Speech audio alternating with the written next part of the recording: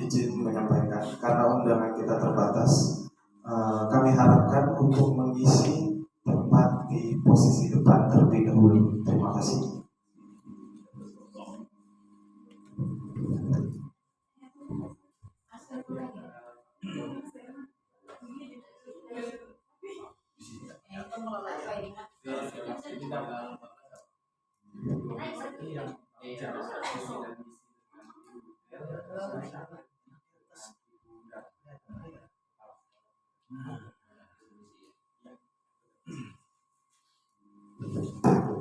Baik, kami ucapkan selamat datang di seminar aksi nyata modul 1 jilid 4 budaya positif calon guru penggerak angkatan 10 Kabupaten Berau SMA Negeri 1 Berau. Baik, tanpa menunggu lama kita akan memulai. Marilah kita mulai acara pada pagi hari ini dengan membaca basmalah. Menyanyikan lagu wajib nasional. Hadirin dimohon berdiri.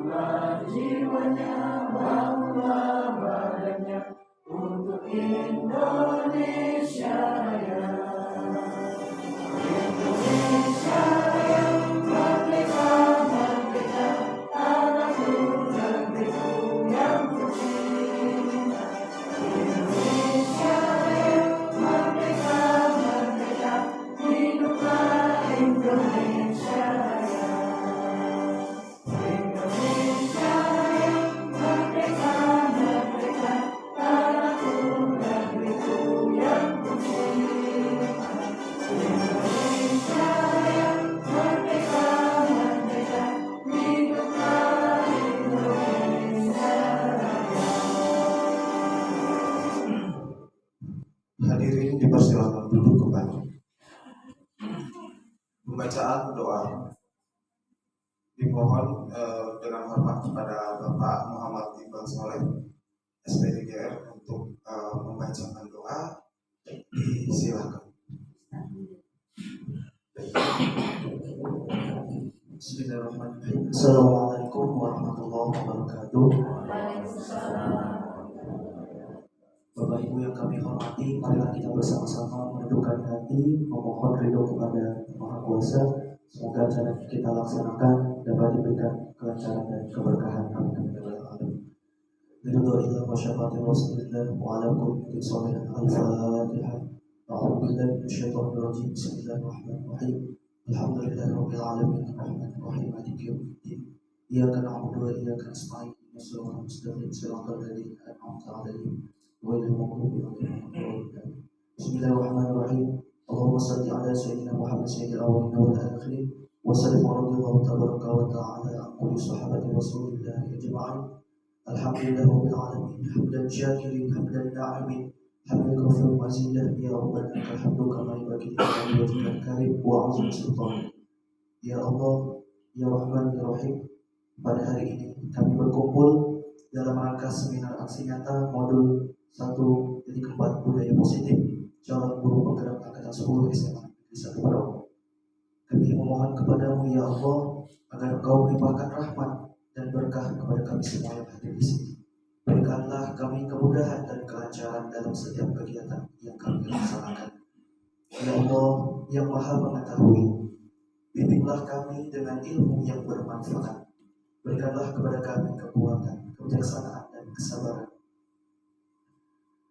Jadikanlah pertemuan ini ya Allah sebagai jalan untuk meningkatkan kualitas diri kami sebagai pendidik yang mampu menggerakkan perubahan positif bagi generasi mendatang. Ya Allah, berkatilah setiap langkah dan upaya kami dalam mengajar dan mendidik. Jadikanlah kami guru-guru yang ikhlas dan penuh dedikasi dalam menjalankan tugas. Limpahkanlah kepada kami kekuatan dan keikhlasan dalam mengemban amanah yang telah Engkau titipkan kepada kami. Amin. Allahumma arina al-haqqa haqqa warzuqna ittiba'ah wa arina al-batila batila warzuqna ijtinaba. Rabbana atina fid dunya hasanah wa fil akhirati hasanah wa qina adzabannar. Sallallahu ala sayyidina Muhammadin wa ala alihi wa sahbihi wa sallam. Subhana rabbika rabbil izzati amma yasifun wa salamun ala mursalin walhamdulillahi rabbil alamin. Demikian, wassalamualaikum warahmatullahi wabarakatuh.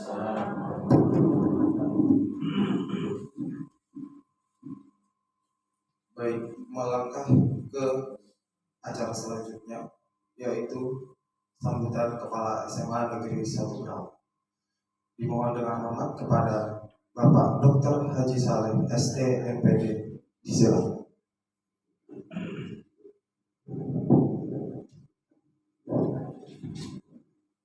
Bismillahirrahmanirrahim. Assalamualaikum warahmatullahi wabarakatuh. Waalaikumsalam. Selamat pagi. Salam sejahtera untuk kita semua. Yang saya hormati Bapak Wakil Kurikulum serta staf yang hadir, Wakil Kesiswaan serta staf, diwakili oleh staf siswaan ya. Teman-teman guru yang sudah hadir di tempat ini, Ibu Ika, Bapak Mulia, Bu Elmi Wahyuni, dan Pak Ahmad Nur Rahmandi sebagai calon guru penggerak angkatan ke-10 yang kali ini melakukan aksi nyatanya untuk menyampaikan atau implementasi atau sharing terkait dengan modul 1.4-nya, yaitu budaya positif. Terima kasih semuanya Bapak Ibu, khususnya kepada calon guru penggerak SMA Negeri 1 Berau. Pertama saya mengajak kepada kita semua untuk bersama-sama bersyukur atas semua nikmat yang telah diberikan Tuhan kepada kita sampai dengan hari ini. Yang kedua, perlu kami sampaikan bahwa bertambah lagi sumber inspirasi dari semua kita sebagai sumber inspirasi. Kali ini untuk pelaksanaan proses pembelajaran, terutama implementasi kurikulum merdeka. Kalau sebelumnya sekolah kita sebagai sekolah penggerak itu ada sumber inspirasi terkait implementasi kurikulum merdeka, yaitu Bapak Ibu yang tergabung di dalam komite pembelajaran. Sekarang ini alhamdulillah SMA Negeri 1 Berau ada 3 calon guru penggeraknya. Mudah-mudahan dimudahkan ke depannya supaya C-nya itu hilang, jadi GP. Yang penting jangan ditaruh E di depan. Emang gue pikirin. Ya. Jadi C-nya hilang, calonnya hilang, menjadi guru penggerak. Nah, gitu. Dan guru penggerak ini berbeda dengan sekolah penggerak. Sekolah penggerak itu bukan berarti semua gurunya guru penggerak. Sekolah penggerak itu yang dinilai adalah, bukan dinilai ya, yang diharapkan adalah sekolahnya secara bersama-sama semua unsur di dalamnya bergerak untuk mengimplementasikan, menerapkan kurikulum merdeka. Tapi kalau calon guru penggerak atau guru penggerak lebih kepada personal gurunya, bagaimana meningkatkan kompetensi dirinya, merefleksikan, kemudian melaksanakan terkait dengan muatan-muatan kurikulum merdeka. Jadi seperti itu. Walaupun semuanya guru yang ada di SMA Negeri 1 Berau sebagai guru penggerak, sekolah itu belum bisa juga disebut sebagai sekolah penggerak. Walaupun semuanya gurunya adalah guru penggerak. Jadi dua sisi yang berbeda. Tetapi ketika sekolahnya sekolah penggerak, di dalamnya ada guru penggerak, ini sinerginya menjadi lebih bagus. Kalau istilah dalam fisika itu percepatan. Semakin banyak gaya yang menggerakkan, kalau dalam hukum fisika, pasti percepatannya semakin besar. Semakin besar percepatannya, maka kecepatannya akan semakin tinggi. Karena percepatan itu adalah kelajuan dari kecepatan. Semakin banyak yang menggerakkan sekolah ini, maka sekolah ini akan semakin melejit. Sebagaimana semboyannya di awal guru sekolah penggerak itu, bahwa sekolah penggerak itu adalah sekolah yang selangkah lebih maju dibandingkan dengan sekolah yang lain. Lebih majunya apa? Sesuai dengan apa yang diharapkan dalam penerapan kurikulum merdeka atau harapan daripada sekolah penggerak. Dalamnya ada digitalisasi, ada proses pembelajaran, penilaian. Nah itu lebih selangkah lebih baik daripada sekolah non penggerak. Nah seperti itu Bapak Ibu. Oleh karena itu supaya ini menjadi serempak, supaya ini pergerakannya masif, pergerakannya seirama. Nah kembali lagi, kalau semua bergetar, pasti akan menghasilkan frekuensi. Itu pasti itu dalam fisika, ya kan? Kalau frekuensinya ini satu fase, segelombang, maka dia akan menguatkan. Semakin besar frekuensinya, maka getarannya itu semakin besar, semakin tinggi.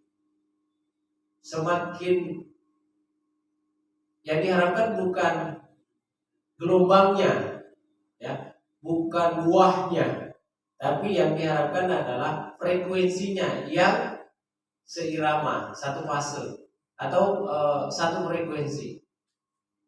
Nah, satu frekuensi dari setiap orang yang ada di SMA Negeri 1 Berau kemudian digabungkan menjadi satu, itu bisa menjadi ledakan yang dahsyat. Karena frekuensi ini pasti akan menghasilkan energi.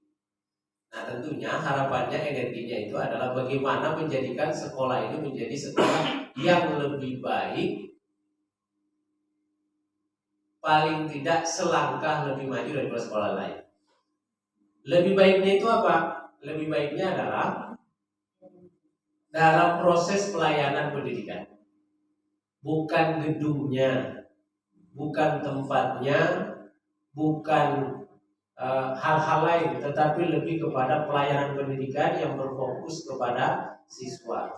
Maka fokus kita di sekolah penggerak itu adalah bagaimana melaksanakan pembelajaran di dalam kelas secara berdiferensiasi, agar pelayanan pendidikan khususnya kepada siswa itu betul-betul terlayani sesuai dengan kebutuhan belajarnya. Nah, di sekolah penggerak itu dibutuhkan guru-guru yang bisa bergerak. Nah, makanya kalau ada sekolah penggerak dan di dalamnya ada guru penggerak, ini nantinya akan memperbesar percepatan daripada pergerakan sekolah penggerak. Nah, di sebuah kolaborasi, sehingga ketika ini disodorkan kepada kepala sekolah terkait dengan aksi nyata kepada Bapak Ibu guru yang ada di sekolah ini, maka ini tidak bisa ditolak. sebab ini akan juga memberikan dampak terhadap kesuksesan pelaksanaan sekolah penggerak. Di samping kesuksesan sekolah penggerak Bapak Ibu dan aksi nyata yang dilakukan ini sebenarnya ada tujuan dari pemerintah, yaitu yang kita sebut dengan transformasi pendidikan. Sebagaimana Bapak Ibu yang tadi malam mengikuti kegiatan sampai dengan setengah 11 ya, itu juga transformasi di bagian digitalisasi sekolah. Percepatan transformasi ini dibutuhkan karena kita tidak boleh lagi seperti sebelum-sebelumnya, ya kan? Karena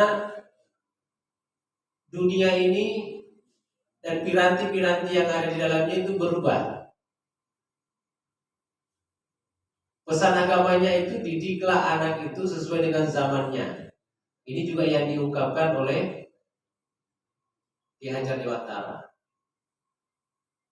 Karena setiap manusia punya kodrat masing-masing. Sehingga yang diharapkan itu adalah bagaimana sekolah menjadi tempat persamaian tumbuhnya kodrat itu. Itu Bapak Ibu ya. Sudah lupa dengan istilah-istilah itu kan? Nah, kalau lupa dibuka lagi BMM-nya. Tonton video modul 1. Itu Bapak Ibu. Sehingga mudah-mudahan seminar aksi nyata modul 1.4 budaya positif yang dilaksanakan hari ini, yang seyogyanya juga hari ini berdasarkan rembuk pertama ketika mengambil tanggal 4 hari ini untuk dilaksanakan kegiatan ini, berbarengan dengan kegiatan terkait dengan expose atau visi misi sekolah. Ya, diskusi tentang visi misi sekolah. Qadarullah dipisah sehingga mungkin insya Allah mudah-mudahan tidak ada halangan di tanggal 12.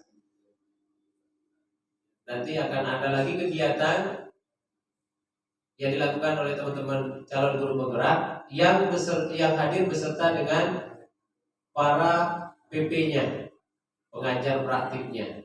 Ya, masing-masing teman kita yang di guru penggerak ini, calon guru penggerak ini masing-masing dengan pembimbingnya atau PP-nya yang mendampingi. Jadi ada 3 nanti pengajar praktik yang akan mendampingi. Itu Bapak Ibu. Jadi memang kita tidak semua bisa hadir pada kesempatan kali ini karena hari ini juga kita masih dalam suasana ulangan semester. Bapak Ibu yang lain juga harus melaksanakan tugasnya sebagai pengawas ujian di dalam kelas. Dan ini kita berada dalam keterbatasan waktu yang seyogyanya tidak akan menjadi penghalang bagi kita untuk melakukan kegiatan. Sehingga berbagi peran. Ada yang saat ini berperan sebagai pengawas, saat ini ada yang berperan sebagai peserta seminar aksi nyata dari teman-teman calon guru penggerak. Ini tidak lain bagaimana kita memberikan kemudahan kepada teman-teman kita di dalam melaksanakan program-program kegiatan. Termasuk nanti kegiatan-kegiatan mungkin dari kelompok belajar, kombel-kombel yang ada. Ketika programnya melakukan aksi nyata atau menyampaikan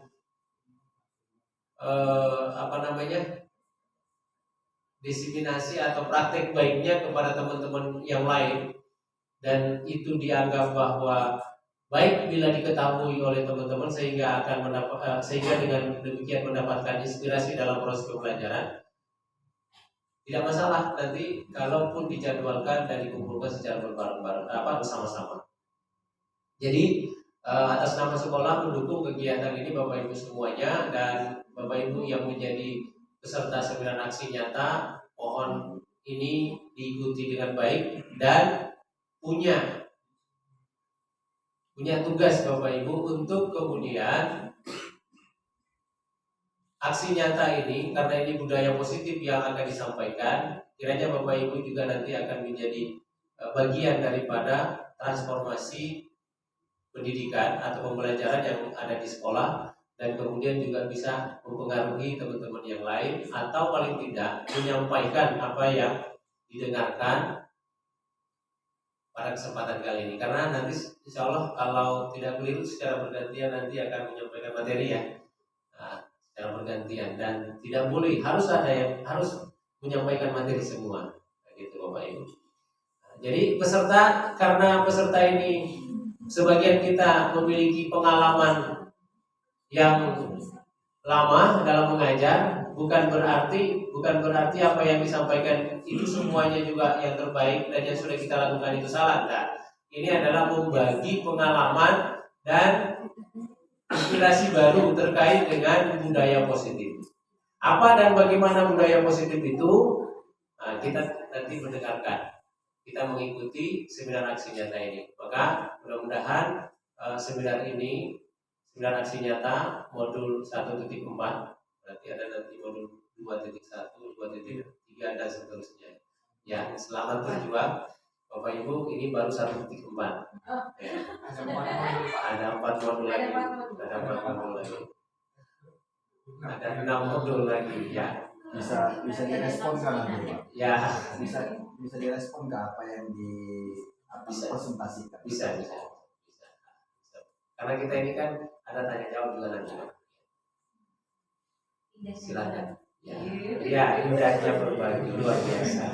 Saya kira itu Bapak Ibu, kita berdoa bersama sebagaimana yang sudah disampaikan tadi doanya, bahwa semoga kita mendapatkan ilmu yang bermanfaat dari kegiatan ini, dan semoga ini juga menjadi jalan yang terbaik bagi kita, sehingga kita digolongkan orang yang memiliki pundi-pundi amal ibadah jariah, ya, saling berbagi dalam kebaikan itu indah. Nah, itu mungkin yang bisa saya sampaikan.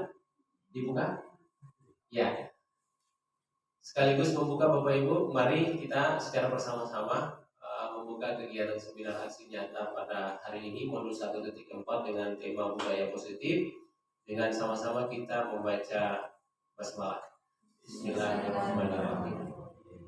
Dengan demikian seminar aksi nyata modul 1.4 budaya positif oleh calon guru penggerak angkatan ke-10 di SMA Negeri 1 Berau sudah secara resmi kita buka bersama-sama. Terima kasih dan mohon maaf. Sekian dari saya. Wassalamualaikum warahmatullahi wabarakatuh. Waalaikumsalam. Selamat pagi.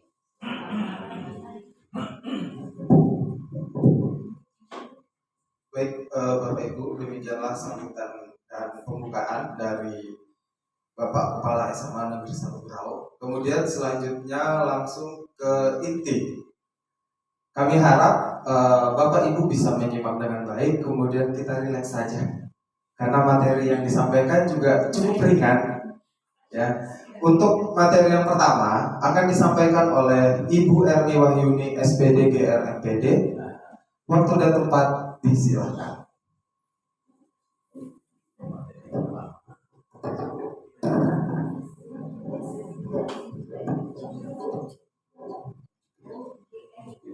Bismillahirrahmanirrahim. Assalamualaikum warahmatullahi wabarakatuh. Selamat pagi Bapak Ibu guru hebat. Selamat pagi. Semangat pagi. Pagi sukses. Baik Bapak Ibu, sebelumnya kami bertiga, ada Bu Ika, Pak Afandi dan saya sendiri, mengucapkan terima kasih atas kehadiran Bapak Ibu yang telah hadir dalam kegiatan kami ini. Kegiatan ini merupakan salah satu kegiatan dari pendidikan calon guru penggerak, di mana pada kegiatan ini kami diminta untuk mengimbaskan atas apa yang sudah kami pelajari selama menjalani proses pendidikan calon guru penggerak. Nah, salah satu materi tersebut adalah mengenai budaya positif. Apa itu budaya positif? Jadi, budaya positif adalah sebuah nilai-nilai yang menjadi keyakinan dan pada akhirnya menjadi karakter atau ciri khas dari sebuah komunitas atau lembaga. Untuk menciptakan budaya yang positif di sekolah, kita sebagai guru hendaknya mampu berusaha menciptakan pembelajaran yang nyaman, menyenangkan di sekolah, karena budaya positif dapat mendorong murid untuk mampu berpikir dan bertindak serta mencipta sebagai proses memerdekakan dirinya, sehingga murid menjadi pribadi yang mandiri dan juga bertanggung jawab. Selanjutnya, nah ini adalah konsep inti dari budaya positif. Di antaranya ada disiplin positif, kemudian ada nilai-nilai kebajikan, kemudian ada teori motivasi, hukuman dan penghargaan, kebutuhan dasar manusia, posisi kontrol guru, keyakinan kelas, dan segitiga restitusi. Jadi inilah materi yang akan kami bahas selama beberapa yang ke depan. Nah, sekarang kita akan mencoba bermain cobalah bukan. Saya minta perwakilan dari Bapak Ibu kepada Ibu Dewi, persilahkan ke depan sebentar, dan Ibu Hartati, saya mohon ke depan Bu sebentar. Oke. Biar berdua aja dulu sebentar. Bapak Ibu yang lain boleh mencobanya ya dengan berdua. Oke. Silahkan Ibu Bu Hartati dengan Bu Dewi saling berhadapan. Kita akan mempraktekkan di tengah-tengah. Ya. Kita akan mempraktekkan cobalah buka. Anda dan teman Anda akan melakukan kegiatan cobalah buka. Anda adalah A, tugas Anda adalah mengepalkan salah satu tangan Anda. Jadi Ibu sebagai A, Bu Dewi, dan Bu Hartati sebagai B. Ya. Coba Anda bayangkan bahwa Anda menyimpan sesuatu yang sangat berharga di dalam kepalan tangan Anda. Anda perlu menjaga benda tersebut sekuat tenaga Anda, karena begitu pentingnya untuk kehidupan Anda. Tugas B, rekan Anda adalah mencoba dengan segala cara untuk membuka kepalan tangan Anda. Teman Anda B boleh membujuk, menghardik, mengintimidasi, memarahi, menggoda, menggelitik, bahkan menawari Anda uang agar Anda berhasil membuka kepalan tangan Anda. Jadi, Bu Dewi sebagai posisi A, silahkan kepalkan tangannya. Tangan sebelah. Kemudian Bu Hartati nanti mencoba untuk membuka kepalan tangan dari Bu Dewi. Oke,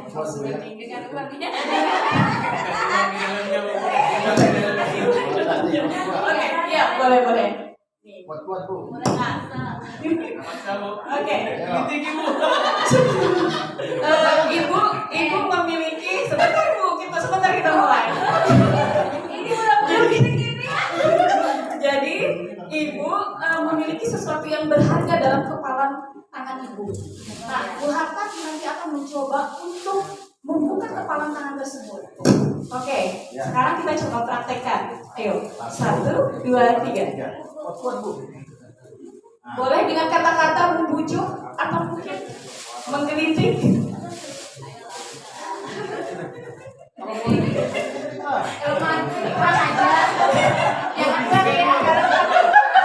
Bu Dewi, kuat Bu Dewi. Silakan lah Bu, bukan. Nggak mempan selain Pak Sugi. Itu dia. Bukan lah Bu. Oke, itu yang pertama. Bu Hartati sudah bukan juga. Oke, pertama tidak dibuka ya. Iya. Oke, sekarang posisikan Ibu sebagai yang akan membuka kepalan tangan tersebut.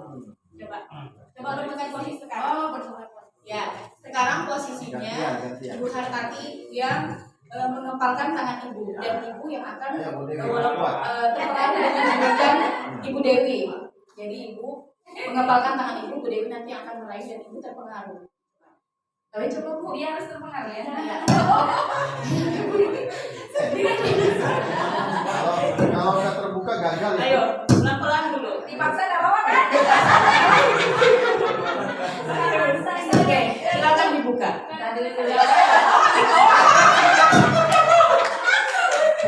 Buka Bu, buka.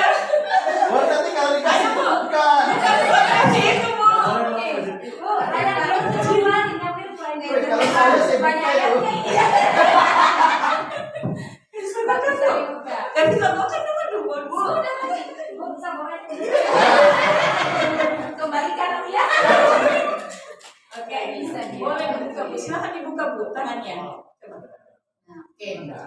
Terima kasih Ibu Dewi dan Bu Hartati.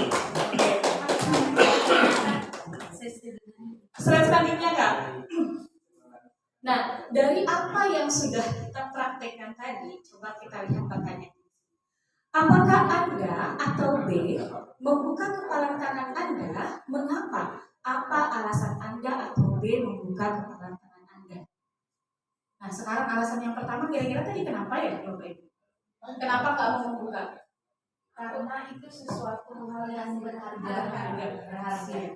Oke, Jadi baik. ada usaha pertahanan. Udah usaha bertahan ya. Oke, kemudian yang kedua, apakah Anda atau B menutup kepalan tangan Anda? Mengapa? Apa alasan Anda atau B tetap menutup kepalan tangan Anda? Jadi tadi ada yang membuka, ada yang menutup. Kalau membuka tadi kira-kira alasannya kenapa? Kenapa membuka? Kira-kira Bapak Ibu dapat sodokan, dapat rayuan, dapat bujukan. Oke, baik.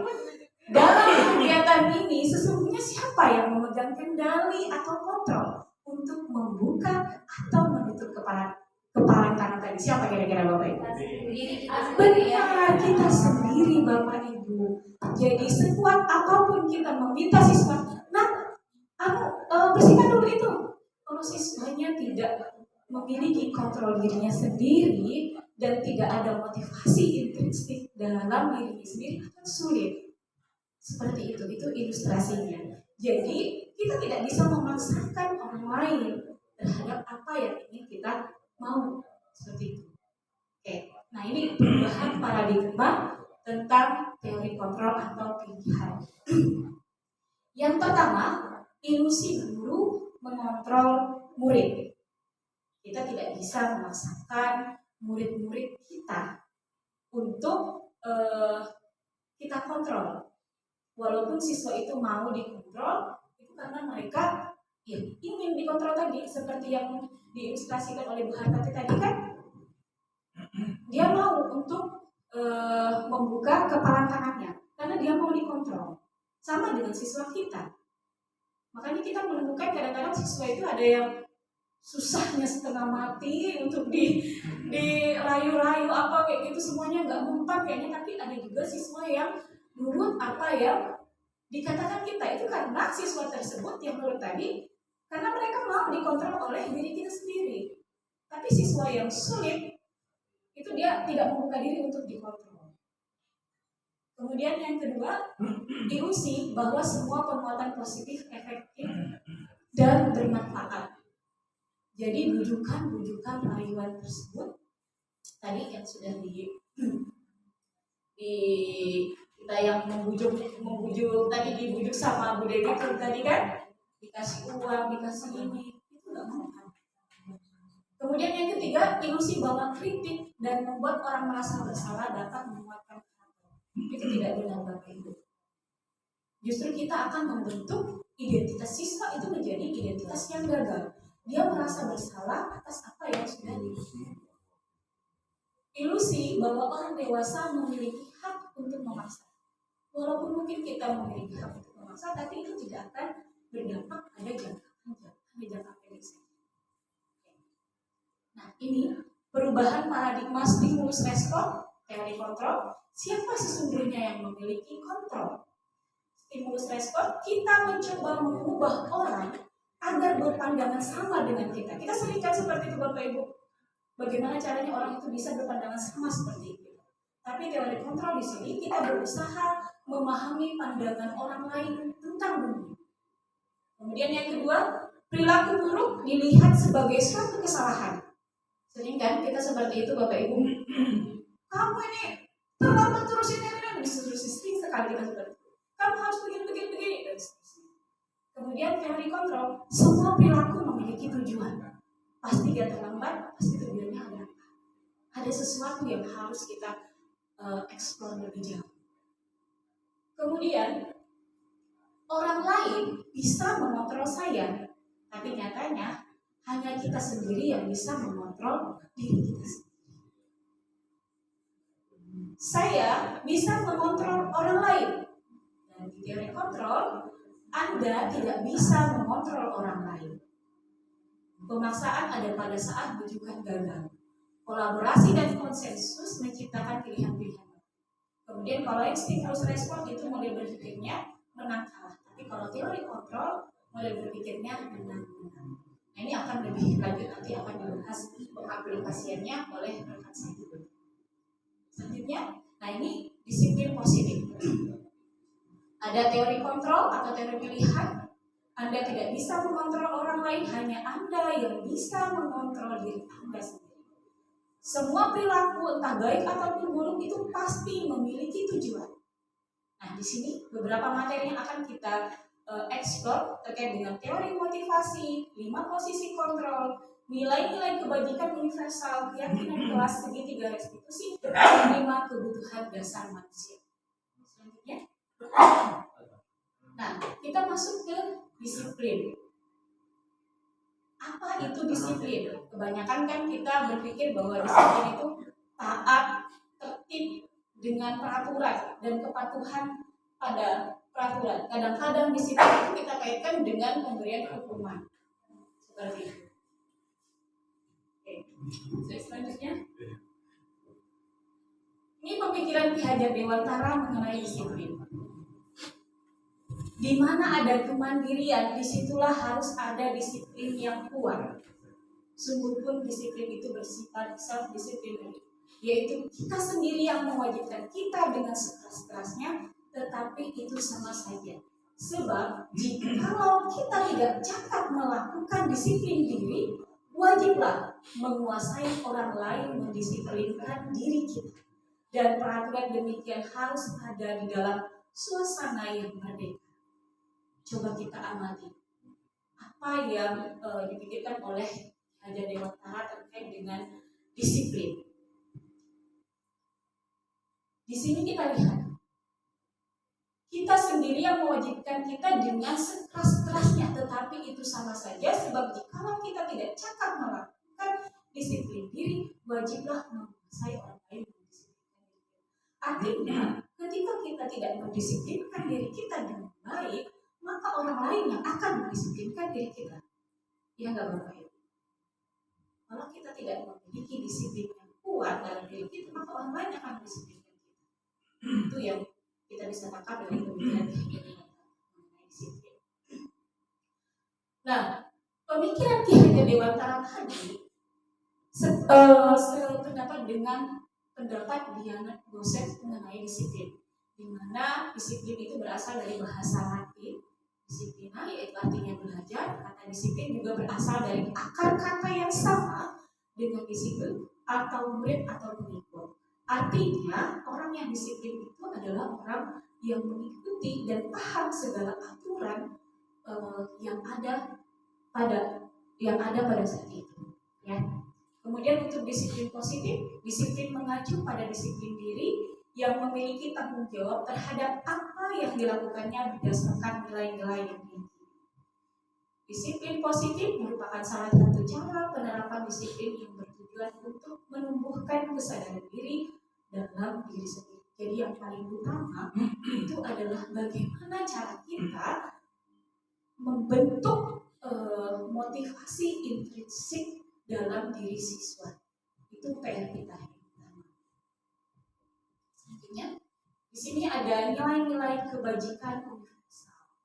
Nilai kebajikan universal itu adalah nilai yang disepakati bersama, lepas dari suku, bangsa, agama, bahasa maupun latar belakangnya. Nilai-nilai ini merupakan payung besar dari sikap dan perilaku kita, atau nilai-nilai ini merupakan fondasi kita berperilaku. Nilai-nilai kebajikan adalah sifat-sifat positif manusia yang merupakan tujuan mulia yang ingin dicapai setiap individu. Ini adalah contoh nilai kebajikan dari institusi organisasi. Ada beriman, bertakwa kepada Tuhan yang Maha Esa, dan berakhlak mulia, mandiri, bernegara kritis, berkebinekaan global, bergotong royong, kreatif, toleransi, rasa hormat, integritas, menghargai, dan seterusnya. Nah, untuk motivasi, selanjutnya lagi kan motivasi nanti akan lebih dijelaskan lebih dalam oleh Pak Andi. Lanjut. Nah, ini hukuman, konsekuensi, dan restitusi. Sekarang kita coba pahami terlebih dahulu hukuman. Pasti kita sebagai seorang guru pernah ya melakukan yang namanya hukuman, ya kan? Pernah nggak Bapak Ibu? Pernah kan melakukan hukuman? Apa tidak pernah? Sering. Oke. Nah, hukuman itu bersifat satu arah dari pihak guru yang memberikan dan murid hanya menerima suatu hukuman tanpa melalui suatu kesepakatan atau pengarahan dari pihak guru, baik sebelum atau sesudahnya. Hukuman yang diberikan bisa berupa fisik maupun psikis. Murid atau anak disakiti oleh suatu perbuatan atau kata-kata. Kemudian ada konsekuensi. Nah, konsekuensi ini dia sudah terencana dan sudah disepakati dan sudah dibahas juga dan disetujui oleh murid dan guru. Umumnya bentuk-bentuk konsekuensi dibuat oleh pihak guru atau sekolah dan murid sudah mengetahui sebelumnya konsekuensi yang akan diterima bila ada pelanggaran. Jadi ini adalah hukuman dan konsekuensi teorinya seperti itu. Nah, ini yang paling penting adalah restitusi. Nah, ini adalah salah satu cara bagaimana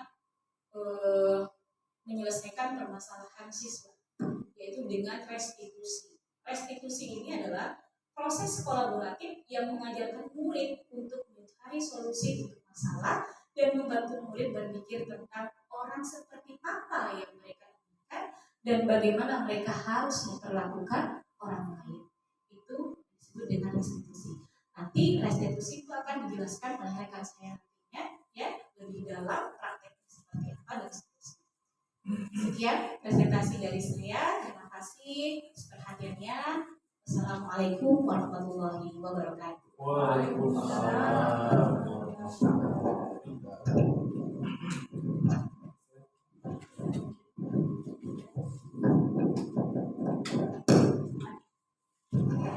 Baik, terima kasih untuk Ibu Erni penyampaian materi yang pertama. Sebelum lanjut,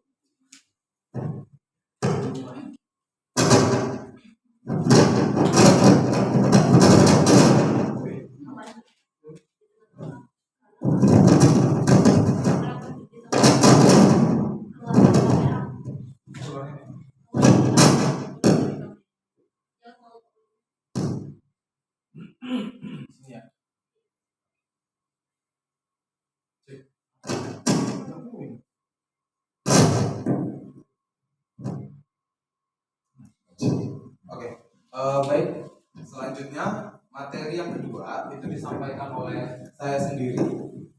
Motivasi perilaku manusia, kebutuhan dasar manusia, serta posisi kontrol restitusi. Yang sebelumnya sudah kita pelajari tentang disiplin. Nah, lanjut ke bagian motivasi. Ini saling terkait. Yang pertama, apa itu motivasi? Menurut Bapak Ibu, motivasi itu sendiri apa? Dorongan. Apakah motivasi tersebut Dorongan, semangat? Kemudian lahirnya dari dalam diri sendiri atau orang lain? Banyak. Iya, ada internal, ada eksternal. Dan mengapa manusia perlu termotivasi dalam melakukan hal? Kira-kira apa? Perlu supaya lebih fokus ke arah tujuan, supaya lebih semangat. Nah, itu juga yang akan kita lakukan pada saat kita menjadi seorang guru saat ini. Ya, kita perlu termotivasi untuk mendidik dengan baik peserta didik. Selanjutnya, di sini ada 3 motivasi perilaku menurut Diana Gosset. Ya, mungkin sudah pernah mendengar sebelumnya, ya, beberapa yang sering kita temukan di lapangan. Semoga di sini tidak ada. Yang pertama itu untuk menghindari ketidaknyamanan. Jadi ini motivasi yang tingkatannya cukup rendah atau yang paling rendah. Ya, sebenarnya seseorang termotivasi itu hanya untuk menghindari sebuah masalah, hukuman atau ibaratnya rasa tidak nyaman. Motivasi ini juga bersifat eksternal. Contoh, semoga di sini tidak ada. Kita hadir ke sekolah, kita disiplin supaya menghindari ketidaknyamanan, supaya tidak menghindari teguran dari kepala sekolah seperti itu. Contohnya, semoga di sini tidak ada. Ya, kita harus ke yang ketiga. Tapi sebelum melangkah yang ketiga, kita ke yang kedua dulu. Di sini motivasi untuk mendapatkan imbalan, penghargaan dari orang lain. Satu tingkat di atas motivasi yang pertama. Tapi masih sama-sama bersifat eksternal. Jadi tujuannya dia termotivasi ini untuk supaya dilihat oleh orang lain, dipuji, ya. Kemudian ingin mendapatkan penghargaan atau imbalan. Berarti motivasinya itu belum muncul pada dirinya sendiri. Bagaimana yang ketiga? Untuk menjadi orang yang mereka inginkan dan menghargai diri sendiri dengan nilai-nilai yang mereka percaya. Ini motivasi yang internal, munculnya dari dalam diri sendiri. Bisa dibaca, kemudian saya langsung mencontohkan. Kita hadir tepat waktu di dalam kelas bukan karena jam, tapi karena keinginan tulus kita mendidik siswa. Kita hadir tepat waktu ke sekolah bukan berarti untuk mendapat imbalan, tapi memberikan contoh yang terbaik untuk siswa kita. Karena kalau siswa itu mencontoh yang baik-baik, dia juga akan menjalankan sesuatu yang baik nanti. Itu beberapa, itu 3 motivasi perilaku manusia menurut Piano Persen. Jadi diharapkan bahwa kita harus mengikuti motivasi yang ketiga, yang munculnya dari dalam diri sendiri. Next. Kemudian juga selanjutnya kita masuk ke kebutuhan dasar manusia yang paling dasar. Nanti selanjutnya ada 5 kebutuhan dasar. Namun di sini kebutuhan itu sendiri seluruh tindakan manusia yang memiliki tujuan tertentu. Dia punya kebutuhan. Semua yang kita lakukan adalah usaha terbaik untuk mendapatkan yang kita inginkan. Ada yang melakukan cara apapun untuk mendapatkan sesuatu, yang termotivasi luar biasa untuk melakukan sesuatu. Ya. Kemudian kita mendapat apa yang kita inginkan. Sebetulnya kita sedang memenuhi kebutuhan dasar kita. Apa yang kita inginkan, apa yang kita mau capai pada saat ini berarti itu kebutuhan dasar yang harus kita penuhi. Namun di sini ada pembagiannya supaya tidak bingung menempatkannya. Slide selanjutnya. Nah, ini yang saya singgung ya, tentang 5 kebutuhan dasar manusia. Ada kebutuhan bertahan hidup, kasih sayang dan rasa diterima, penguasaan, kebebasan dan kesenangan. Kebutuhan dasar ini Bapak Ibu ya bisa kita tindak lanjuti atau aplikasikan di dalam kelas. Ya, yang pertama itu adalah kebutuhan dasar bertahan hidup. Ya, ada bersifat fisiologis, misalnya kesehatan, rumah, dan makanan. Ya, kita juga harus memperhatikan kesehatan siswa kita pada saat memang mereka tidak sanggup untuk belajar karena rasa lapar atau seperti apa. Saya rasa kita punya kebijakan, ya, kebijakan untuk memberikan mereka waktu untuk sarapan. Karena kita khawatirkan dia nanti punya penyakit mah atau sebagainya, nanti tambah buruk. Ini kebutuhan yang paling utama. Ya, seperti ini yang bisa kita terapkan di dalam kelas. Kemudian kasih sayang dan rasa diterima. Nah, ini mengaitkan di dalam kekompakan kelompok. Contohnya saja kita sebagai wali kelas harus bisa memahami seluruh siswa. Karena terkadang Bapak Ibu, ya, ada di salah satu kelas kita atau ada beberapa anak kita yang terkadang itu tidak membaur. Karena dia merasa tidak diterima, minder, karena mungkin dia punya permasalahan yang sampai membuat dia diam di dalam kelas dan tidak membaur. Itu tugas kita sebagai orang tua kedua di dalam kelas, terutama wali kelas, untuk menelusuri. Bukan berarti kita kepo, tidak. Ya, Intinya kita itu harus mengetahui siswa kita. Ya, karena di sini posisi kita adalah sebagai wali kelas. Beberapa memang tidak mulus menjadi seorang wali kelas, tapi bagaimana kita melakukan nilai-nilai positif di dalamnya, seperti itu. Kemudian ada penguasaan.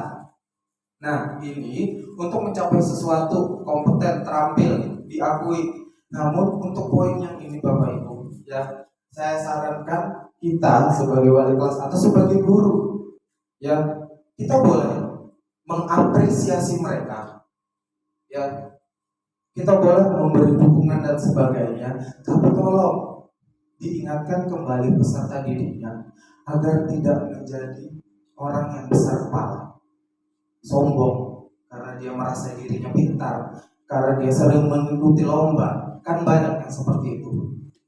Karena kita juga perlu mengajarkan mereka tentang kerendahan hati, tidak sombong setelah mencapai apa yang mereka ingini atau yang mereka ikuti di dalam lomba. Ya, jadi penguasaan perlu digarisbawahi. Kita boleh mengapresiasi mereka, ya. Kita boleh memberi dukungan dan sebagainya, tapi tolong diingatkan untuk tetap rendah diri. Apalagi siswa kita di SMA Negeri 1 Berau ini, disiplинnya luar biasa, lombanya juga luar biasa. Jadi tugas kita juga harus memberi motivasi. Ya, seperti itu Bapak Ibu.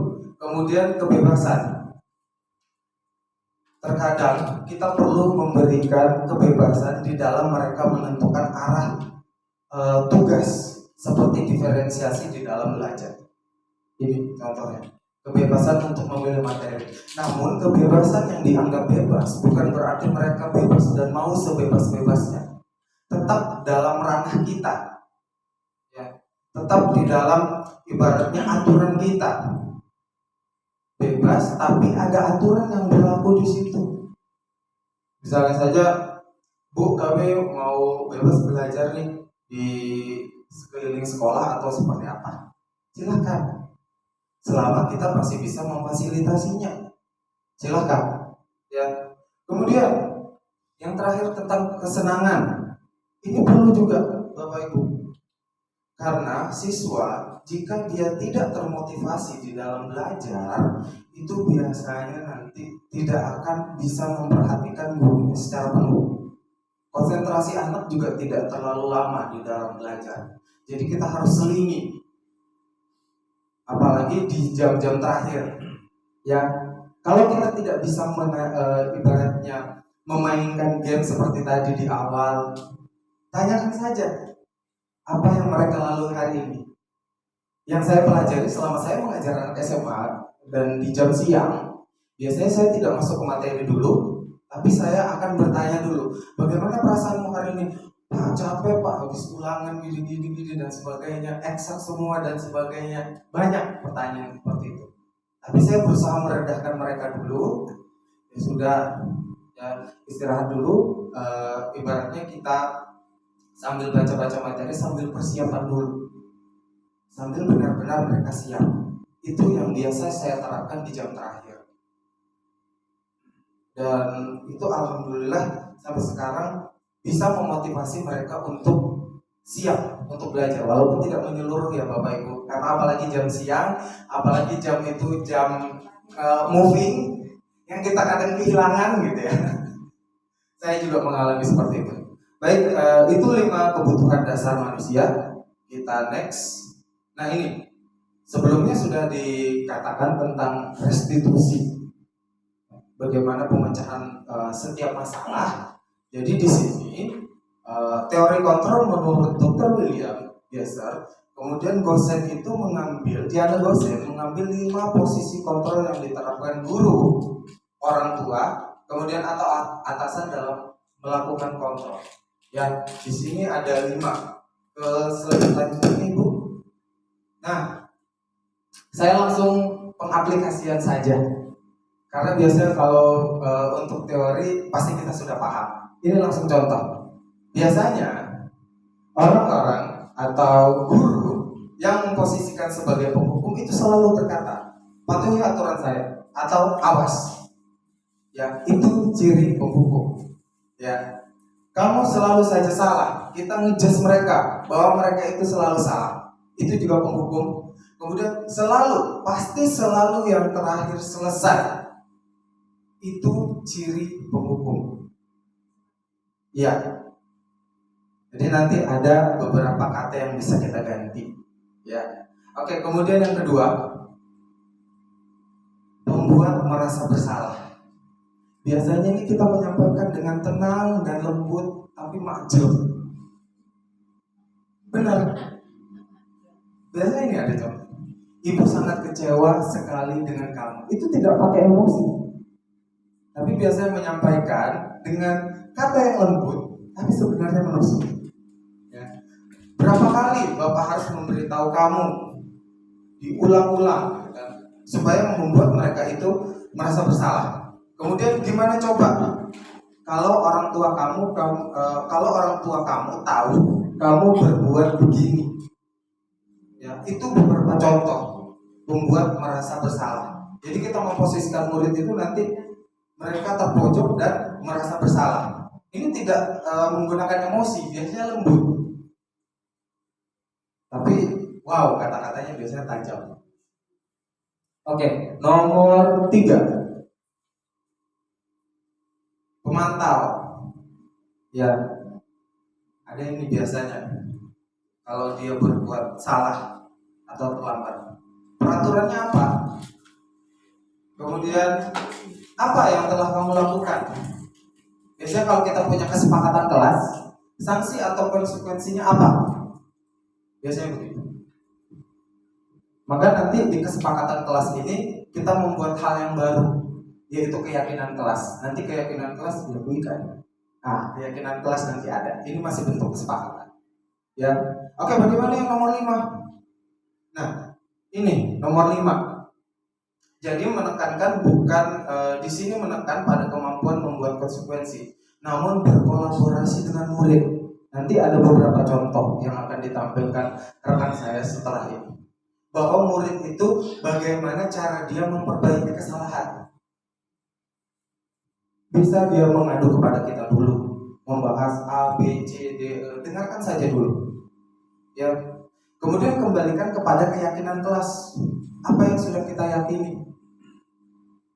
Apa yang tidak boleh dilakukan, apa yang boleh dilakukan. Tapi biasanya bahasa keyakinan kelas ini lebih ke arah budaya positifnya. Tidak ada kata jangan, tidak ada kata tidak boleh. Jika kamu meyakininya, apakah kamu bersedia memperbaikinya? Jadi dari sebuah kesalahan yang dia lakukan, kita pancing mereka untuk membuat solusi. Kita pancing mereka untuk mencari alternatif dari sebuah masalahnya. Tidak perlu kita emosi panjang lebar, cukup tanya, kenapa kamu melakukan hal itu? Apakah ada masalah lain di rumah dan sebagainya? Biasanya mereka akan terbuka, mereka mulai merasa nyaman daripada kita ngejudge mereka dari awal. Itu tidak akan berarti apa-apa dan kadang si anak menjadi tidak terbuka. Jadi berusaha memancing, kemudian kesalahan-kesalahannya itu diungkapkan. Tanyakan, bagaimana cara kita berkolaborasi untuk memecahkan masalah. Ini bisa diterapkan oleh guru BK, wali kelas, atau guru yang lainnya. Semua. Karena kita memiliki tanggung jawab untuk mendidik siswa kita semua. Ya, Bapak Ibu, seperti itu. Jadi, rencana apa yang harus diperbaiki, itu mereka juga mencoba mencari solusi yang ada. Ya, itu bentuk manajer. Ya, mulai dari sang pendukung tadi, kemudian ada pemantau, ada teman juga. Ya, kayaknya yang satu tadi belum kan? Ya? Ini sudah. Ini kayaknya yang kelewat. Teman. Ada juga yang seperti ini. Guru yang memposisikan dirinya sebagai teman. Ini tidak semua berarti buruk, tapi tidak juga bisa kita tetap terapkan sepenuhnya. Ya, seperti katakan seperti, ayo bantulah demi Bapak. Kemudian, ayo ingat tidak bantuan Bapak selama ini. Kita memperlakukan mereka sebagai teman, mengakrabkan diri. Yang ini juga harus ibaratnya pilih-pilih juga kita menerapkan yang seperti ini. Sebaiknya yang paling lebih tepat diterapkan itu adalah manajer. Ya, Bapak Ibu, yang poin terakhir tadi. Nah, seperti ini. Oke, baik. Itu penjelasan saya, ya, mulai dari motivasi, kemudian posisi kontrol, dan 5 restitusi. Dan selanjutnya akan dilanjutkan oleh Ibu Ika Novita Mulia SPD. Disilakan.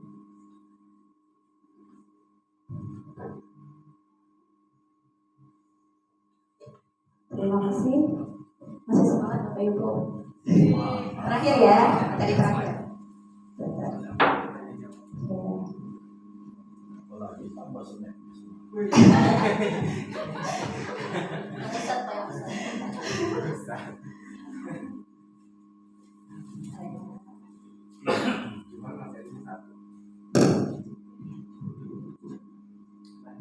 Ya, ini yang terakhir ya. Bismillahirrahmanirrahim. Assalamualaikum warahmatullahi wabarakatuh. Alhamdulillah, berbahagia. Bismillah swadri wa salli amri wa rahmatullahi wabarakatuh. Ya, Bapak Ibu, di sini kami calon guru penggerak posisinya sebagai orang yang mendiseminasikan atau menyampaikan kembali apa yang sudah kami pelajari. Bukan berarti kami orang yang lebih paham, tidak. Karena kita semua sama, kita sama-sama guru yang punya siswa dan sudah pernah menghadapi siswa seperti itu. Jadi posisi kami sebagai penyambung lidah, menyampaikan kembali materi yang sudah kami pelajari terkait budaya positif. Setelah ini nanti kita bisa berdiskusi dan belajar bersama gitu ya. Karena bukan berarti kami yang menyampaikan, tapi kami yang lebih paham, tidak. Kita sama-sama untuk menyampaikan informasi. Ya, budaya positif.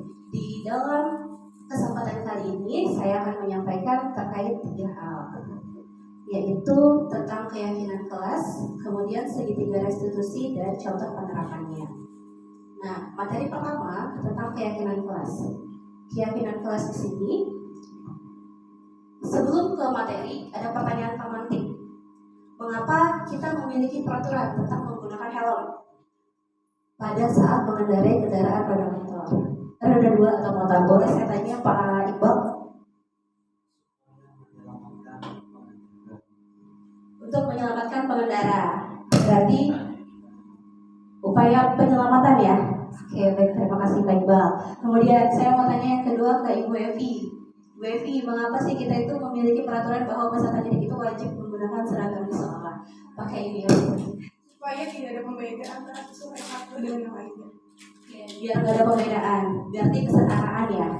Karena kita juga sadari siswa kita itu dari latar belakang yang berbeda, seperti itu. Ya baik, benar. Ternyata kenapa sih kita itu memiliki peraturan tentang menggunakan helm? Karena nilai keselamatan di dalamnya. Keselamatan utamanya buat diri kita sendiri sebagai pengendara. Kalau misalnya kita jatuh tidak menggunakan helm, efek gegar otak itu mungkin seperti itu ya. Tapi kalau misalnya pakai helm, lebih sedikit efek gegar otak itu ada, seperti itu. Tergantung juga sih bagaimana model jatuhnya gitu ya. Kemudian, mengapa kita memiliki peraturan bahwa peserta didik itu wajib menggunakan seragam agar ada nilai kesetaraan, tidak ada pembedaan, tidak ada kasta di sekolah, karena sekolah bukan kerajaan gitu ya. Gitu. Nah, di sini itu masuk ke dalam keyakinan. Nah, kemudian keyakinan kelas atau sekolah itu seperti apa? Ternyata keyakinan kelas atau sekolah itu merupakan pernyataan-pernyataan yang kita sepakati bersama, yaitu oleh guru dan siswa atau murid untuk menjadi pedoman dalam bersikap dan berperilaku di kelas atau sekolah. Jadi ada nilai-nilai yang kita yakini secara bersama. Sebelum terbentuknya peraturan kelas atau peraturan sekolah, kalau wali kelas biasanya di awal tahun ajaran kita punya membuat peraturan kelas ya. Nah, tapi sebaiknya sebelum kita membuat peraturan-peraturan itu, kita buat dulu keyakinan yang kita sepakati bersama. Karena kan ada ya, kayak misalnya, kenapa sih Bu harus rambutnya pendek buat bagi laki-laki? Loh, rambut kan udah mempengaruhi kecerdasan otak kami, ada ya yang begitu ya. Karena memang siswa kita itu fitrahnya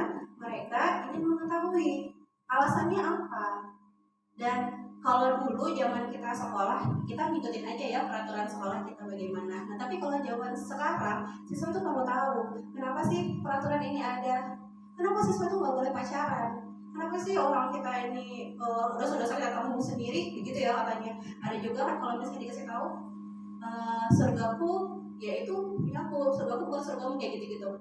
Nah, kita diarahkan untuk bisa menuntun siswa agar mereka paham kenapa peraturan ini harus ada, kenapa mereka harus begini. Setidaknya mereka tahu alasannya kenapa. Dimulai dari keyakinan kelas. Ya, keyakinan itu sumbernya dari nilai-nilai kebajikan universal. Misalnya seperti tadi ada kedisiplinan, ada nilai keselamatan, nilai kesetaraan, nilai kejujuran, semua dimasukkan dari nilai kebajikan universal. Setelah keyakinan dan nilai-nilai kebajikan ini sudah dipahami, maka nantinya harapan kita adalah terbentuknya motivasi internal dalam diri siswa. Ketika motivasi internal sudah terbangun nih, harapan lebih besarnya lagi adalah lebih tergerak dan bersemangat untuk menjalankan keyakinan tersebut. Jadi kita nggak perlu marah-marah ke siswa, kenapa kamu melanggar peraturan ini gitu. Tapi coba kita ajak mereka untuk berpikir, kenapa sih peraturan itu harus ada? Apakah untuk kepentingan guru? Ternyata tidak. Tapi semua hal yang kita upayakan ke siswa itu adalah untuk kebaikan diri siswa itu sendiri. Seperti itu. Nah, kemudian di sini ada beberapa kriteria untuk pembentukan keyakinan sekolah atau kelas. Kriteria pertama, keyakinan kelas bersifat lebih abstrak daripada peraturan yang lebih rinci dan konkret. Makanya itu keyakinan itu di awal didulukan, setelah keyakinan baru kita bisa merincikannya menjadi peraturan. Kemudian keyakinan kelas berupa pernyataan-pernyataan universal. Jadi dia memang masih abstrak, masih luas untuk keyakinan. Kemudian pernyataan keyakinan kelas senantiasa dibuat dalam bentuk kalimat positif. Jadi kata dilarang, tidak boleh, itu kita upayakan tidak ada dalam keyakinan.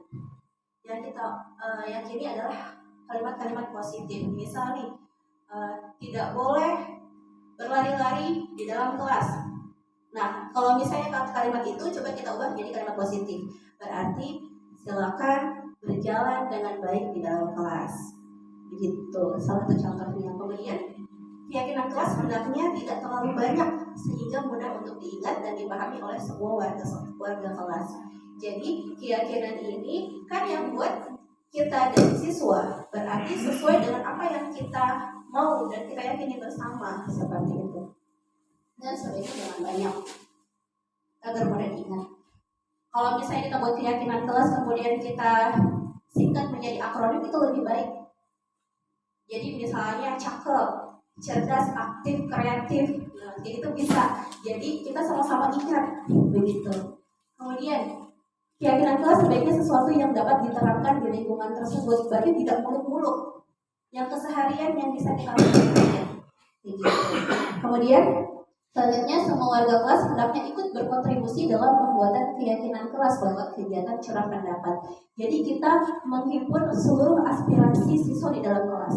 Karena kalau lingkupnya sekolah itu luas, kita harus punya andil dan punya jabatan ya. Kalau untuk sekolah, jadi kita punya kekuatan yang paling pertama adalah di ruang kelas kita.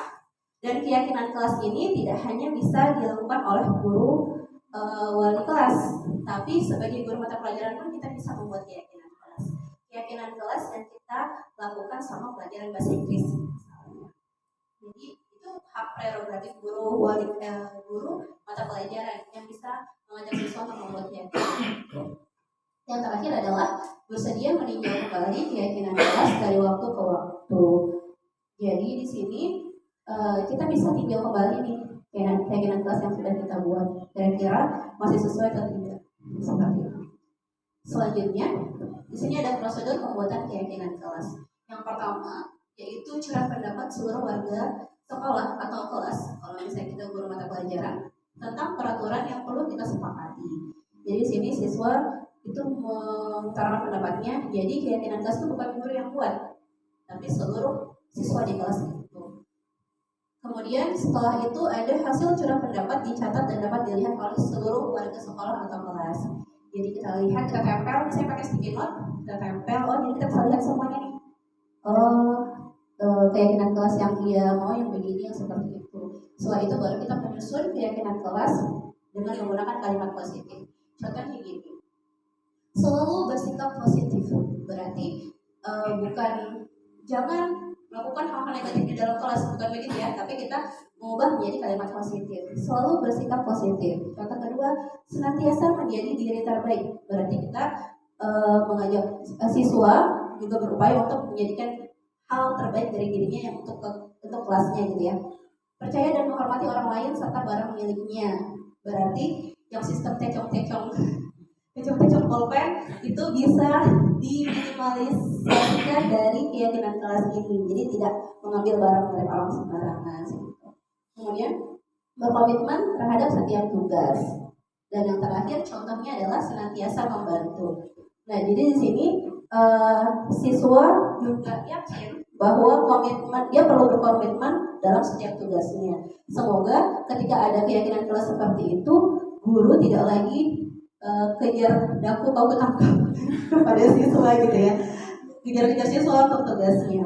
Nah, ketika keyakinan kelas sudah kita tulis dalam kalimat positif, kita bisa tinjau kembali keyakinan kelas yang sudah itu secara bersama-sama dengan siswa.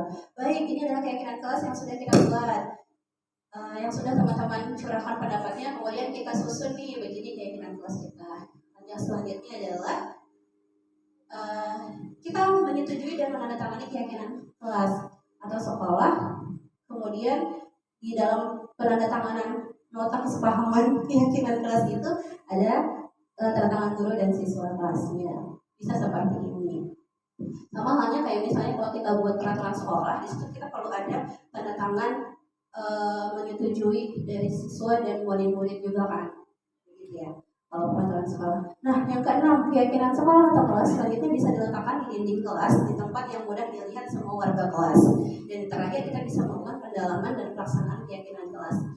Sebenarnya ada contoh bagaimana pendalaman dan pelaksanaan keyakinan kelas ini dengan tabel T dan tabel Y. Jadi di situ siswa juga tahu hak dia apa, kewajiban dia apa, seperti itu. Tapi di sini kita dulu. Kemudian setelah keyakinan kelas terbentuk, di sini ada materi terkait segitiga restitusi. Segitiga restitusi itu seperti yang tadi disampaikan oleh Bu Erbi dan Pak Afandi.